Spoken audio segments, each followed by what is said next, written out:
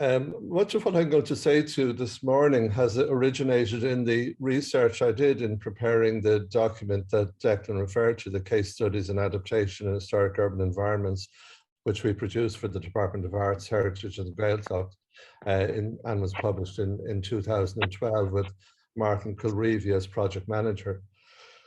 I think it's fair to say that the sense was that conservation theory was moving on and that we needed a more holistic view of how historic urban environments could be reimagined and regenerated, and that adaptation and reuse of historic buildings was the way in which to go. So in working on this document, a few remarkable coincidences kind of came about, which I just want to share with you. The first was related to the Castelevecchio in Verona, which of course every architecture student knows Carlo Scarpa's work and the Castelevecchio. But particularly in terms of the work which he did there and reimagining it, I found it very interesting that the statement which he made about it, that you allow the old fragment maintain its identity and its own history, and through selective demolition and creative additions, you increase the tension between the old and the new.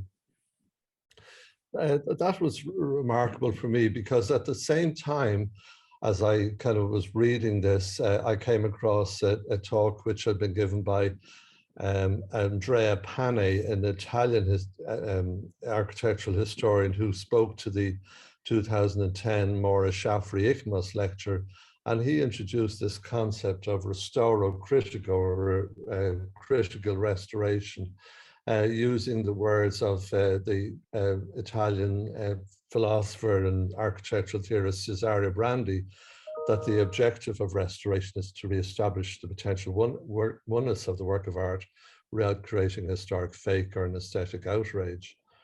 And Pane used this question statue in the museum near Naples, Baia Museum, to show that the concept of critical restoration, that you can see the bronze parts of the horse are implanted onto a new wooden piece. So in other words, he's restoring the work to its completeness without a historic fake or an aesthetic outrage, as he calls it. And that Pane's father and Brandi were critical voices in the drafting of the Venice Charter, which was enacted by the Ickmos in 1964 in Venice, and it stated, like Pane and indeed like Scarpa before him, that the replacement of missing parts must integrate harmoniously with the whole, but must be distinguished from the original. So it seemed to me that these three things coming together, that there was a remarkable coincidence. I mean, again, looking at the Castelevecchio, Scarpa said if there are original parts, they have to be preserved, and that any other interventions have to be resigned and thought of in a new way. And you can see in the work which is done in the Castelevecchio, for example, that the floor is separated from the wall by these little gutters, and that there's a very clear distinction between new interventions and historic pieces. So that's entirely a speculation on my part, which will have to be subject to further investigation to establish what's the veracity of this. But it did seem to me that Brandi's theory of critical restoration, the work that Scarpa did in the Castelevecchio in Verona, and the enactment of the Venice Charter were all at one in making this statement that there was a possibility to make new interventions into the historic unit. Then when you move on to the 80s, you have the Granada Convention, which Ireland signed up to and is the binding document which governs our heritage legislation, that protected properties can be reimagined in the needs of contemporary life, and the adaptation, where appropriate, of no buildings to new uses.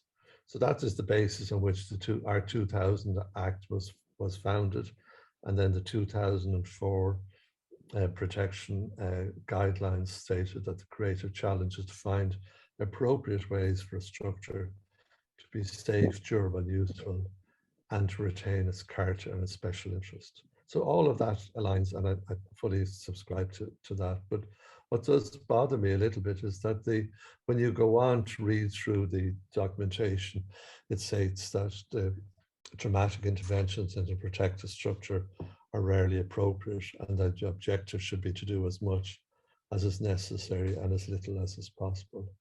And so that really does bother me in relation to buildings like this rather beautiful former market hall in Port Arlington in County Laois, which clearly seems to me to need something more than minimal intervention.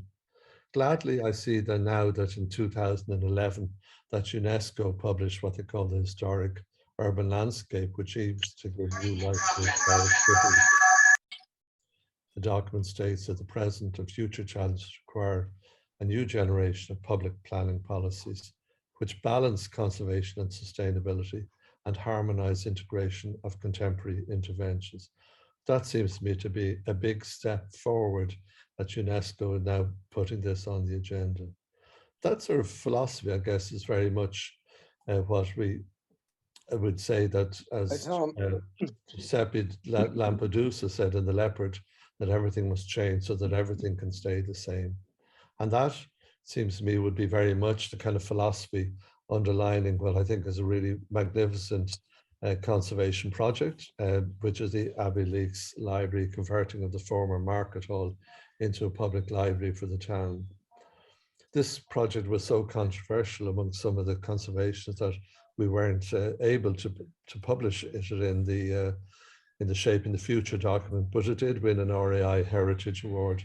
And not only was it about the building, it was about the building and its setting and making this small piazza around the building, which has given a new kind of focus and center to the town of Abbey Leaks. Also, in terms of thinking moving on, I think David Chipperfield's reimagining of the Neues Museum in Berlin has been a game changer. You know, you can see from the photographs there that the old building is allowed to remain in the ruin which it was. It was obviously bombed in the war, and there's no attempt to restore it to what it might have been or what it was, but it's conserved in its condition, present condition. And the new interventions, you see these ramps and staircases are all thought of and all designed in a contemporary fashion. So moving a little closer to home now, in 2019, I was contacted by Jennifer O'Connell in the Irish Times, who was doing this study on how healthy is your street. And she asked me to look at the town of Ballinasloe, which you know as being the famous for its horse fair. But back to the 18th century, Ballinasloe had a reputation for being one of the best horse fairs in Europe, indeed. We were fortunate to design and build this, which I think is a rather nice, small infill housing development right at the edge of the town, initially for the Society of Vincent de Paul, and subsequently it was developed and built by Clúd. But I think it's probably the only housing that's been built in Ballinasloe town centre for decades. As you know, that's the main street in Ballinasloe, Dunloe Street, connecting with High Street, and it was the main street that everybody went through as they drove from Dublin to Galway. There's a picture of it now. It has been bypassed, you could say twice. It's been bypassed by a ring road around the town, and it's been bypassed by the motorway. So, but it's useful, I think, just to look at what has happened to the town of Ballinasloe in the last few decades. First of all, this map shows High Street and Dunloe Street, showing all of the protected structures in the town centre. There are a total of 118 protected structures in total. And on the map of High Street, you have 32. So what's happened to the town centre, notwithstanding all of this protective legislation, is that the hotel, Hayden's Hotel, where everybody stopped for a cup of coffee, has been closed and is now replaced by this rather gross monstrosity on the bypass. Similarly, the convent school, which is in a rather fine Victorian building in the centre of the town, is now disused, and the pupils are schooled at this, again, rather wonderful design by the Grafton Architects, but remote from the town centre, so that every child has to be driven to school and collected from school. Then the retail offering from the town centre has been decimated by the town's willingness to grant permission to Tesco to build a superstore on the edge of the town where everything can be purchased from a toothbrush to a bag of coal. Living over the shop, which I suppose was the way people lived in the town, and while this building does look to be occupied, most of the upper floors of the town centre are now vacant as people move out to their ideal of a bungalow in green fields. So it's, to use the words of Gertrude Stein, when you get to Ballinasloe now, you might say, when you get there, there is no there. This is our High Street and Dunlos. My height, yeah. How's things? Very good. Well, he just doesn't get over as often as Somebody needs you would to like. mute the microphone, I'm afraid. But, So I like to think that Maurice Craig in 1970, I like to think that Maurice Craig encapsulated the nature of the problem we face when he said as part of the European Architectural Heritage Year in 1975 that we want to freeze the appearance of any street or building in the centre of our towns. It's essential we know exactly what we're doing. And that leads me to my concern that we preserve too many, we have too many protected structures, it seems to me, and they all have the same rating, whether that might be Áras an Uachtaráin has exactly the same rating as Pádraig Pearse's cottage in Rossmuck in Galway, as do any of these infill buildings in Ballinasloe.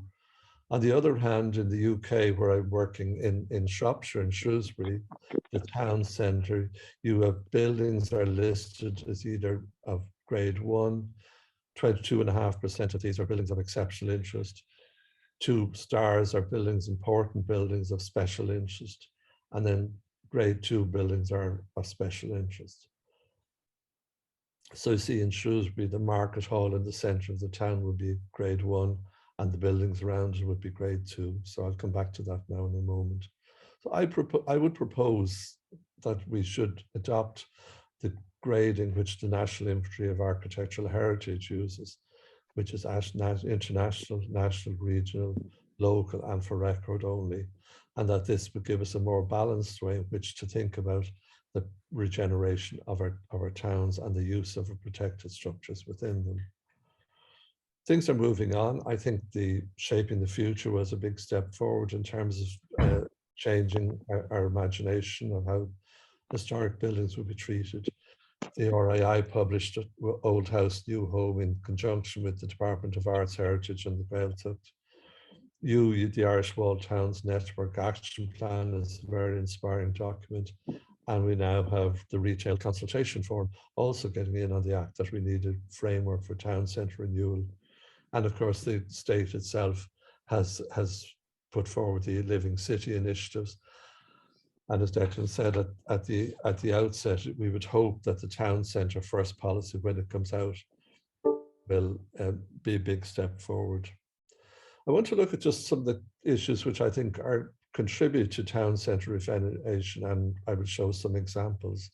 First one is vision, urban form, public realm, Moors, living over the shop, backlands development, and adaptive reuse.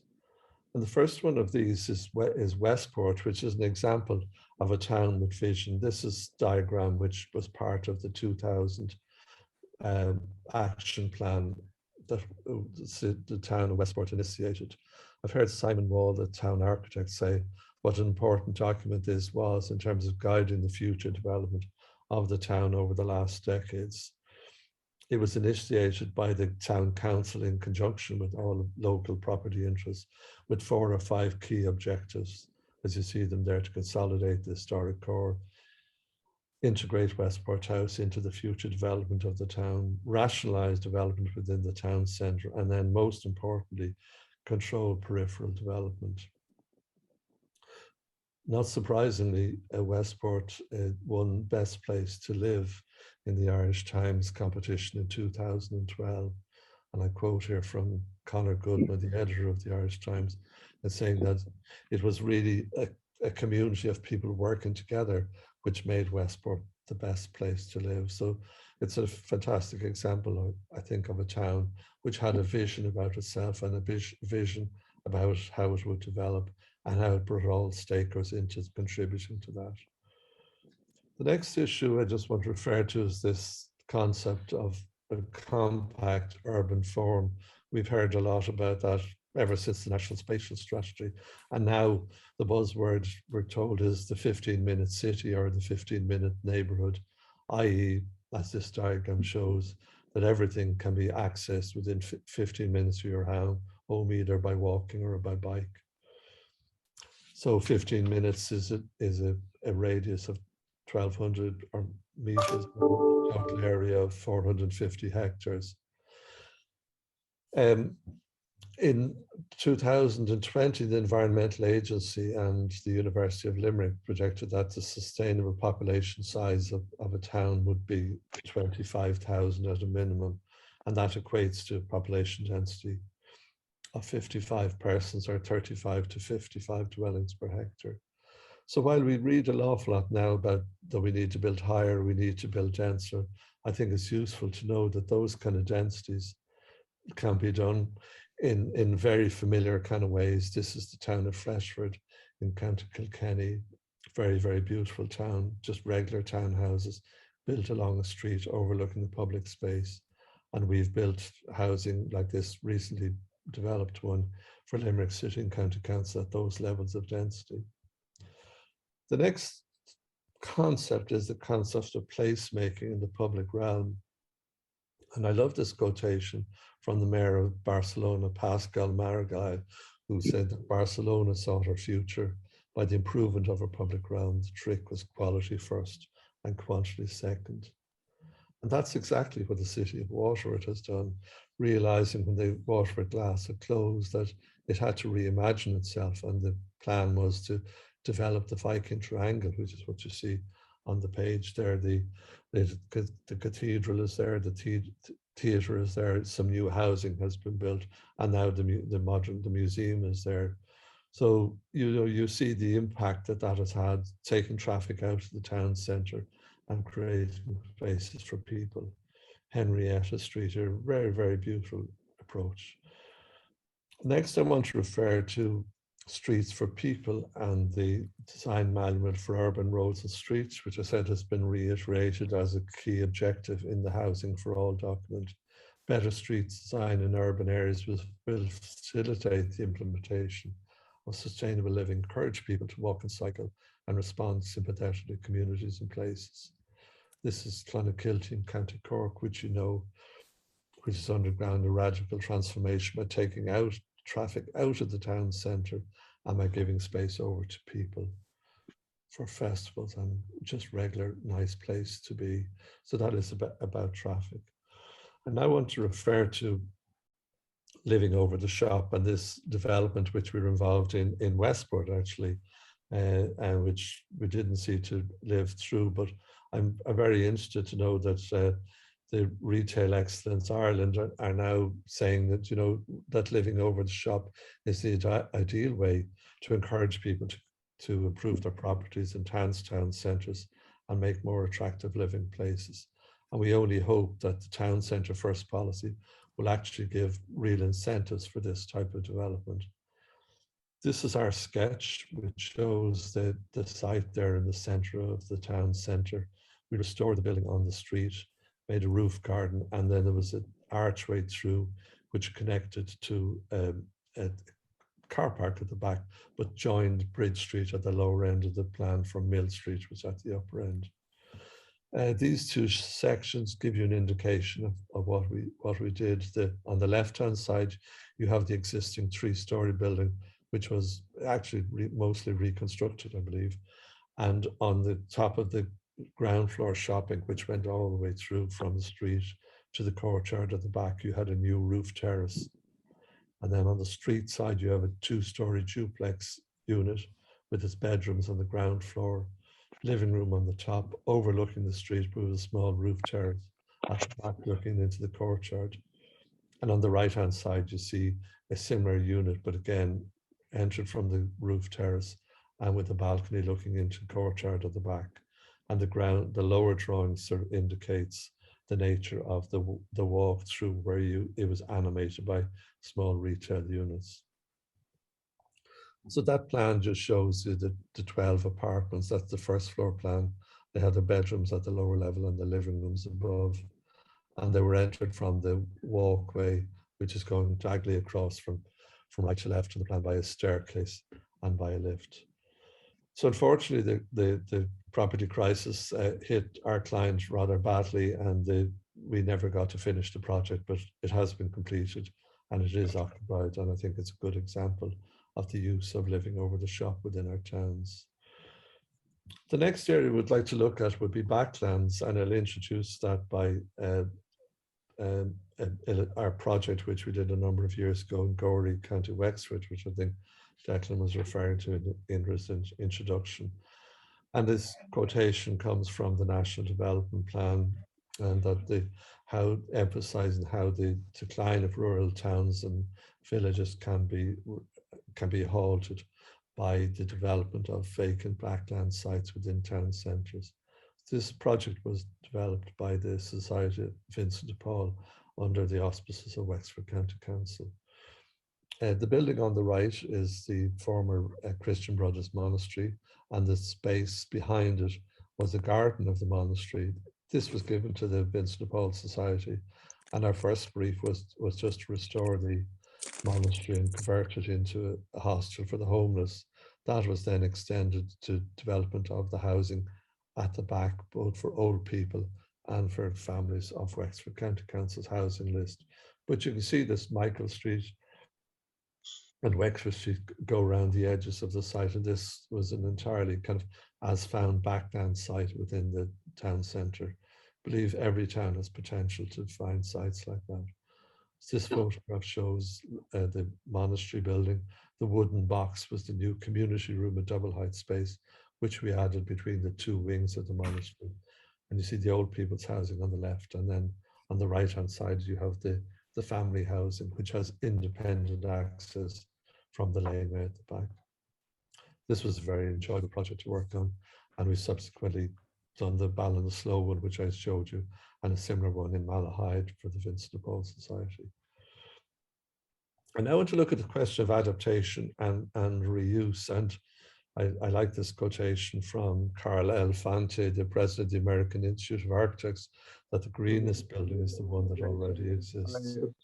We were commissioned by my partner, my wife, Rachel Chidlow's father, who purchased this group of rundown buildings in the center of Shrewsbury, beautiful town on the river in Severn. A very steeply sloping hill called the Wild Cop goes down and it crosses the English Bridge, which leads to Birmingham. The buildings were in rather poor condition. There had always been a historic inn there, but it was let run down, and when it was purchased by my father-in-law, it was used as storage for car parts for a garage who occupied the space at the back, and some low-grade retail. So you can see this is the ground floor plan. There are a total of 8 units. And in terms of comparisons I've made with Irish legislation, the first is that this was a grade 2 listed building, so we were able to make some fairly radical interventions to the interior. And also we were able to amalgamate the various buildings. There's a total of 8 buildings, which were able to amalgamate all of these at the upper floor levels as hotel use. So in this diagram, the buildings on the right-hand side at ground floor level are all hotel uses, the reception, the restaurant, the bar, and a wine bar on the extreme right. And the buildings on the left-hand side are essentially in retail uses, the hairdressers, the plan printing shop, and then and the fire escape from the upper floors of the hotel. So that's what the central portion of it looks like now. And as I say, grade 2 listing enabled us to take out a partition wall in the upper floor left-hand windows to make a formal dining room, and again to connect that to a residence bar on the right-hand side. So transformation changed that into that. where we were able to reimagine the interior, I suppose, in our own style. The interior design was done by Rachel Chidlow, and that fireplace to that as a dining room for the town. And then the pièce de résistance was that this found space, which was inaccessible previously, turned out to be the most magnificent, the bridal suite for the hotel, where we were able to restore the half-timbered structure. The front of the building, by the way, was kind of Georgian, and the back was earlier.